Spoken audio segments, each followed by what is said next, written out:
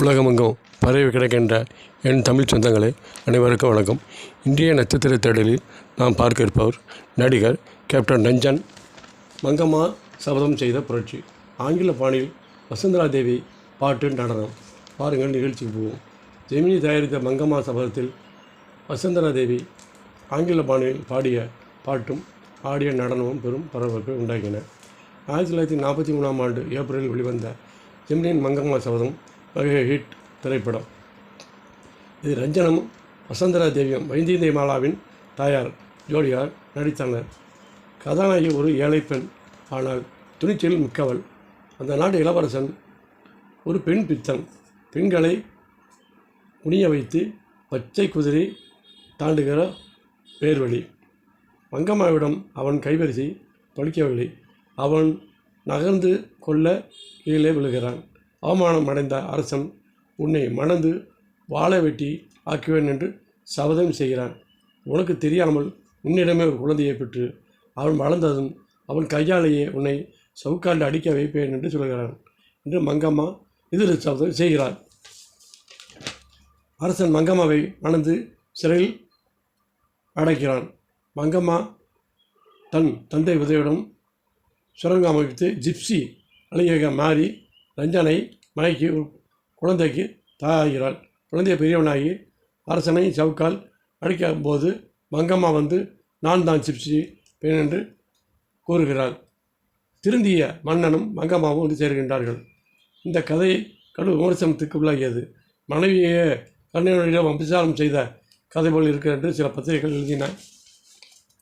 இந்த படத்தில் வசுந்தரா தேவியின் நடனம் பாடலும் தமிழ் பட உலகம் அதற்கு முன் கண்டிராத வகையில் அமைந்தன. பிரபல ஆங்கில நடிகைகள் பாடலை வைத்து 2 வரி பாடல் வசுந்தரா தேவி பாடிவிட்டு சுழண்டு ஆடுவார். வெறும் பின்னணி இசையில் சுமார் 3 நிமிடம் நேரம் வசுந்தரா தேவி ஆடிய நடனம் மிகவும் பிரசித்தி பெற்றது. ஐயா அப்பா சொல்ல வைக்க ஐயா ஐயா ஐயா சொல்ல வைக்கப்படுதே என்ற இன்னொரு பாடல், இதுவும் ஆங்கில வெற்று பாடலும் அதற்கு பெற்ற பாணி. மொத்தத்தில் இந்த ஒரே படத்தின் மூலம் புகழின் உச்சி சேரத்தை அடைந்தார் வசுந்தரா தேவி. இந்த படத்துக்கு பிறகு வசுந்தரா தேவியும் ஜி.என். பாலசுப்ரமணியம் இணைந்து நடித்த வாசவத்தா என்ற படம் தோல்வியடைந்தது. பாகவதருடன் செடிப்பதாக இருந்த ராஜயோகி என்ற படம் பாகவதர் சிறை சென்ற காரணத்தால் ஆரம்ப கட்டத்திலேயே நின்றுவிட்டது. வசுந்தரா தேவியின் சபாப்தமும் மங்கம்மா சபதத்தோடு முடிவுற்றது. மிஸ்டர் சுவாசன் தயாரிப்பில் உருவான மங்கம்மா சபதத்தை தயாரிப்பு செய்தவர் ஆச்சாரியா எம்.டி. பார்த்தசாரதியும் ராஜேஸ்வர ராவும். இசையமைத்தவர் ஒளிப்பதிவு கே. ராம்நாத். மங்கம்மா சபதத்தின் வெற்றி தொடர்ந்து ஆங்கில படங்களுக்கு இணையாக தமிழில் ஒரு பிரம்மாண்டமான படத்தை தயாரிக்க வாசன் திட்டமிட்டார். அதற்கான கதையை உருவாக்குவதில் ஜெமினி கதை இலாக்கா ஈடுபட்டது. அந்த படம்தான் சந்திரலேகா. இதை தயாரிக்க பல ஆண்டுகள் ஆகும் என்பதால் குறுகிய காலத்தில் தாசி அப்ரஞ்சி,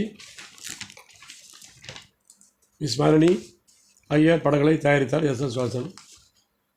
2மே வெற்றி படங்களாக தான். குறிப்பாக இஸ்மாலினி மிகச்சிறந்த படம் என்று ஜெமினியின் பேர் வாங்கி கொடுத்தது. தமிழ்நாட்டில் பிறந்து ஆங்கிலத்தில் சிறந்த நாவலாக எழுதி புகழ்பெற்ற ஆர். நாராயணன் எழுதிய மிஸ்டர் சம்பத் என்ற நாவலைத்தான் இஸ்மாலினி என்ற பெயரில் படமாக்கியது. ஏழையாக இருந்து நாடகங்களில் நடித்து பிரபலமாகும் குரு நடிகன் கதை. சம்பத் என்ற மோசடி பெயர் வழியினால் அவன் வாழ்க்கை செய்தை மாறி சென்று மீண்டும் ஏழாகிறான். அவன் வளர்ச்சிக்கு காரணமாக இருந்த டைரக்டர் மீண்டும் அவன் வாழ்க்கையில் வெளியேற்றி வைக்கிறார். கதாநாயகி மலனியாக புஷ்பவலியும் மோசடி பெயர் வழியாக சம்பந்தம் கொந்தமங்கலம் சுப்புவும் நடித்தனர். பிற்காலத்தில் ஜீவ சீதாராம் புகழ்பெற்ற சீதாராமன் டைரக்டர் செய்த படத்தில் அறிமுகமானார். ஜெமினியின் அடுக்கிய வருகிறவர்களை நேர்காணலில் சந்தித்து அவர்களை பற்றிய குறிப்புகளை எழுதும் அதிகார வேலை பார்த்த ஆர். கணேஷ் பிற்காலத்தில் ஜெமினி கணேசன் சிறிய வேடங்களில் நடித்தார். காதல் இல்லாத படம் இஸ்மாலினி.